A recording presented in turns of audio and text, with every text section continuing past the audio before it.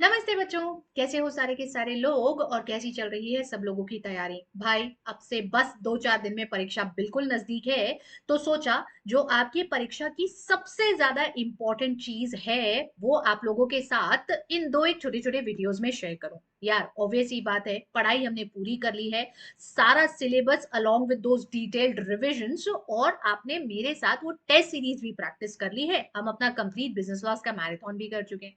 तो बच्चों, वैसे तो हमारी तैयारी पूरी फुल प्रूफ है और मुझे बहुत अच्छे से पता है कि हर वो बच्चा जो मेरे साथ इन चीजों में रेगुलर रहा, भले ही वो हमारी प्लस क्लासेस प्लस कोर्सेज पे रहा हो या फिर हमारी यूट्यूब की क्लासेस पे रहा हो, वो अपनी परीक्षा को बहुत अच्छे नंबरों से क्रैक करेगा।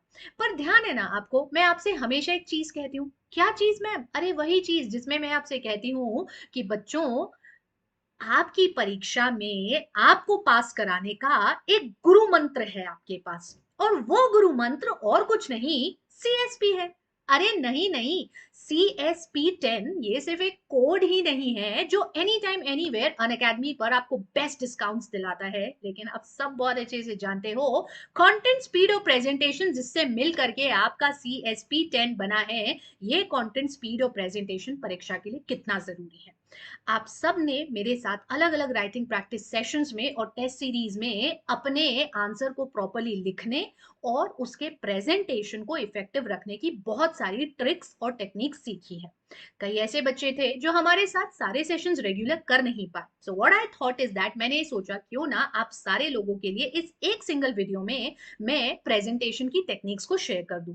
तो ये वीडियो भाई नीचे कमेंट करना बिल्कुल मत भूलना और मुझे बताना जरूर कि आपके लिए ये वीडियो हेल्पफुल था। आप कमेंट करना और मुझे बताना कि क्या आप ये प्रेजेंटेशन टेक्निक्स फॉलो कर रहे हो या नहीं, क्योंकि आपके आज के इस वीडियो में मैं आपको बताऊंगी कि आप अपनी केस स्टडी के क्वेश्चंस को कैसे प्रेजेंट करोगे फाइनल एग्जाम में।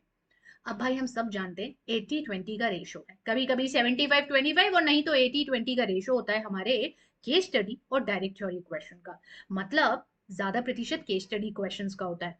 2 नंबर से लेकर के तो 7 नंबर तक के केस स्टडी क्वेश्चंस आते हैं, और इस वीडियो में मैं आपके सामने यही एनालिसिस कर रही हूँ जिसमें मैं आपको बताऊंगी कि कैसे 2 नंबर से लेकर 3 नंबर और फिर 4, 5, 6 या 7 नंबर के अगर केस स्टडी क्वेश्चंस आएंगे तो आपको उनको कैसे प्रेजेंट करना है।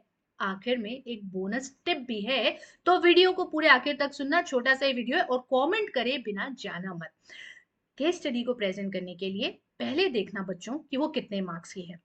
जैसा कि अभी यहाँ देख पा रहे हो, 2-2 नंबर की छोटी छोटी केस स्टडीज भी कई बार आ जाती है, जैसे LLP में पूछ लेते हैं, वो आपके रेसिडेंस का क्राइटेरिया पूछ लेते हैं, या फिर आपसे सुप्रीम कोर्ट या हाई कोर्ट इनसे रिलेटेड IRF के क्वेश्चन आ जाते हैं, छोटी सी केस स्टडी बना करके पूछ लेते हैं। कंपनी एक्ट में भी 2-2 नंबर की केस स्टडीज आ जाती है यार, जहाँ कैरेक्टरिस्टिक्स आ जाती हैं कंपनी की, या फिर आपसे किसी फीचर या छोटे से केस लॉ के रेफरेंस पे क्वेश्चन पूछते हैं। बच्चों हमेशा याद रखना, जब क्वेश्चन 2 या 3 नंबर का है तो फॉर्मेट थोड़ा सा चेंज होगा। वैसे तो हर जगह हमारा एक स्टैंडर्ड फॉर्मेट चलता है। हम पहले प्रोविजंस लिखते हैं जहां हम लॉ समझाते हैं, फिर उसके बाद हम केस के फैक्ट डालते हैं और फिर हमारा आंसर या कंक्लूजन आता है।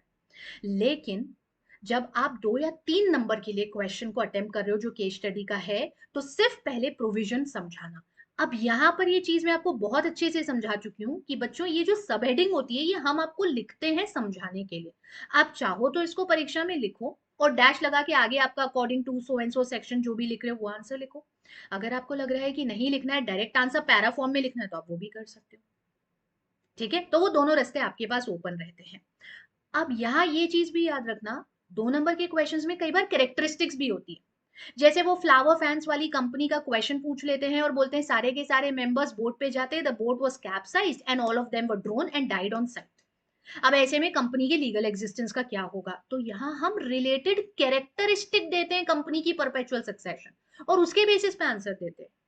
तो भाई अगर सब हेडिंग लिख रहे हो तो फिर वहां प्रोविजन ऑफ लॉ मत लिख देना, थोड़ा सा ये मेंटल अवेयरनेस रखना, वहां रिलेटेड कैरेक्टरिस्टिक लिखना ऑफ द कंपनी, डैश लगा के परपेचुअल सक्सेशन लिखना और फिर उसको समझाना। ठीक है, ऐसे ही पार्टनरशिप की कैरेक्टरिस्टिक्स या LLP की कैरेक्टरिस्टिक्स में भी आ सकता है। तो पहला पैराग्राफ जो बनेगा आपका, आप सब हेडिंग दे रहे हो चाहे नहीं दे रहे हो, उसमें हमेशा जो प्रोविजन होता है, जो लॉ होता है वो जाएगा। सेक्शन हो सकता है, कोई कैरेक्टरिस्टिक हो सकती है, कोई फीचर हो सकता है, केस लॉ भी हो सकता है।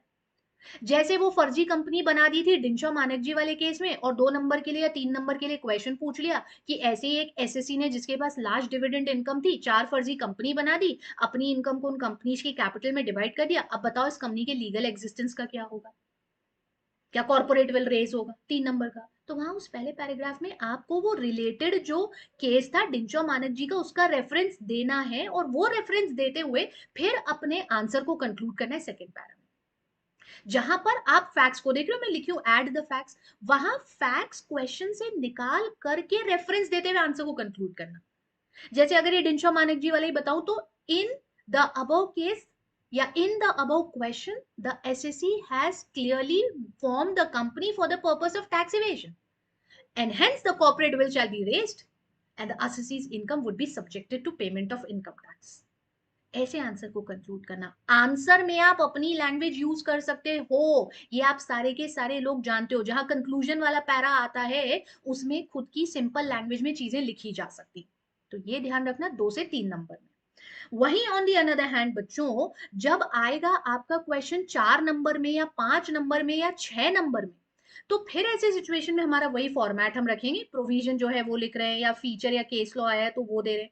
अब केस लॉ जब आए ना, जैसे मान लो कोई बड़ा केस लॉ आ गया, मानो आपके कंपनी एक्ट में ही वो जो डॉक्ट्राइंस दी गई आखिरी में उनके केसेस का, Ashbury railway carriage company versus Riche का या तुर्कन रूल वाला केस आ गया मान लो, है ना, क्योंकि बड़े केस लॉ उधर से ही निकलते।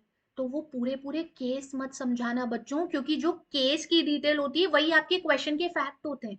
तो वहां आप सिर्फ केस रेफरेंस देते हो, फिर क्वेश्चन के फैक्ट के रेफरेंस में अपना आंसर लिख देते हो, वहां पूरा केस लॉ नहीं समझाना। समझाना सिर्फ फीचर्स या कैरेक्टरिस्टिक के अगर कोई क्वेश्चन आ रहे हैं या लॉ वाला कोई प्रोविजन आ रहा है तो वो समझाना। क्वेश्चन में से फैक्ट कैसे कॉपी करते हैं मैं आपको सिखा चुकी हूँ। फैक्ट और कुछ नहीं होता है, सिर्फ क्वेश्चन को ही रेप्लिकेट करना होता है, ऐसे कैसे लिखना होता है, कट शॉर्ट करके, छोटे छोटे पार्ट्स में कट शॉर्ट करके उसको पैराग्राफ में लिख देना। कुछ बच्चे पूछते हैं कि मैम क्या हम इनको पॉइंट्स में लिखे चलेगा, तो मैं बोलती हूँ कि यार देखो, फैक्ट्स एक ऐसी चीज होती है जिसको आप पॉइंट्स में लिखोगे चल तो जाएगा, बट प्रेफरेबल हमेशा है कि आप उसे ना हमेशा पैराग्राफ में डाल दो। पहले आपका प्रोविजन पैराग्राफ में जाएगा, फिर आपके फैक्ट्स पैराग्राफ में जाएंगे, और फिर आपका आंसर चला जाएगा। अब कई बार क्वेश्चन में सब पार्ट आ जाते हैं, आपको याद होगा जगन्नाथ ऑयल मिल्स वाला केस होता है, या कितने केसेस अपन ने सोगा के पढ़े हैं या आईसीए के पढ़े हैं जहां पे 2 सब पार्ट आ जाते हैं। वहां पर फैक्ट्स एक ही साथ लिखना और सब पार्ट जो है दो उनको कंक्लूजन में नीचे लिखना। जैसे मैंने पहले फैक्ट लिख दिया, वहां तो सीक्वेंस पूरा ही चेंज होता है, वहां पहले फैक्ट जाते हैं, फिर उसके बाद फैक्ट यानी जो आपका मेन सॉरी प्रोविजन जाता है, पहले पहले प्रोविजन जाता है जो लॉ है वो, और उसके बाद फैक्ट के साथ कंक्लूजन अपन नीचे लिखते हैं, है ना। तो उस चीज को ऐसे लिखना। कंक्लूजन में आप अपनी लैंग्वेज ऐड कर सकते हो। And not to forget one last की बोनस ट्रिक जो मैंने आपसे बोला था, एक कंफ्यूजन जो कई बार होता है जब सेक्शन में या क्वेश्चन में मल्टीपल सेक्शंस लगते हैं, और ऐसा काफी बार होता है। जैसे पार्टनरशिप में सेक्शन नंबर 18 जो है मोड्स ऑफ एक्ट, ऐसे तरीके से काम करना, modes of doing the act so as to bind the form. Most of the time ये सेक्शन नंबर 18 जो है ये 21 के साथ या 20 के साथ लग जाता है, तो हमें कंफ्यूजन होता है कि हम कौन कौन से सेक्शंस को लिखें। सेक्शन नंबर 26 के साथ 25 के साथ भी कई बार 18 क्लब हो जाता है, हमको कंफ्यूजन हो जाता है। वैसे ही सोगा का section number 26 risk passes with ownership बहुत जनरल सेक्शन है, कई बार मल्टीपल सेक्शंस लगते हैं, उसमें ये भी साथ में आ जाता है, और फिर कंफ्यूजन होता है कि मैम क्या करें। अगर कंफ्यूजन हो रहा है आपको कि मल्टीपल सेक्शंस लगेंगे, लेकिन क्लिक नहीं हो रहा है कि कौन से सेक्शंस लगेंगे और ये सही बैठेंगे कि नहीं बैठेंगे, तो बच्चों नंबर बचाने का एक सबसे अच्छा तरीका होता है, आप बिना सेक्शन को कोट करे सीधे सिर्फ प्रोविजन लिख के आंसर का कंक्लूजन दे देना। कई बार बच्चे पूछते हैं कि मैम अगर कभी ऐसे हो जाए कि मेरा प्रोविजन गलत बैठ जाए लेकिन मेरा आंसर जो है वो पूरा सही है, कंक्लूजन जो है वो पूरा सही है, तो नंबर मिलेंगे क्या? बच्चों बहुत कम नंबर मिलेंगे। देखो ना यार, प्रोविजन पूरा ही गलत लिख दिए हो और आंसर सही जा रहा है, तो आंसर का एक आध ही नंबर मिलेगा। तो जहां ऐसा कंफ्यूजन हो रहा है ना कि मल्टीपल सेक्शंस बैठ रहे हैं या मेरे को लॉ क्लियर नहीं हो रहा है लेकिन मेरे को आंसर याद आ रहा है कि इसमें आंसर ही होगा, तो आप सीधे फैक्ट लिख के आंसर लिख दो। मल्टीपल सेक्शंस में कंफ्यूजन हो छोड़ दो मत लिखो, प्रोविजन में कंफ्यूजन हो छोड़ दो मत लिखो, फैक्ट्स लिख के आंसर को कंक्लूड कर दो। गलत या कंफ्यूज्ड आंसर छोड़ने से ज्यादा बेटर होता है कि आप उसे लिखो ही मत, सिर्फ जो आंसर आपको क्लियर है वो आंसर आप लिख दो। वहां आपका 1, 1.5, 2 नंबर कटेगा, लेकिन ऊपर चीज गलत लिखी है जहां चेकर ऑलरेडी क्रॉस लगा देगा, फिर नीचे आंसर सही भी है ना, तो मार्क्स मिलने का चांस बहुत कम हो जाता है। This is very general tendency, है ना। फिर वो 1, 1.5 नंबर में ही आपको निपटा देंगे। तो ज्यादा बेटर ये है कि अगर कंफ्यूजन है तो फिर आप मत लिखिए वो प्रोविजंस, सिर्फ अपना आंसर लिख दीजिए। प्रोविजन को लेके आपको कंफ्यूजन आ रहा है कि ये भी आ सकता है ये भी आ सकता है, बेटर है लिखो ही मत, छोड़ दो, फैक्ट लिख करके आंसर कंक्लूड कर दो। And that's it.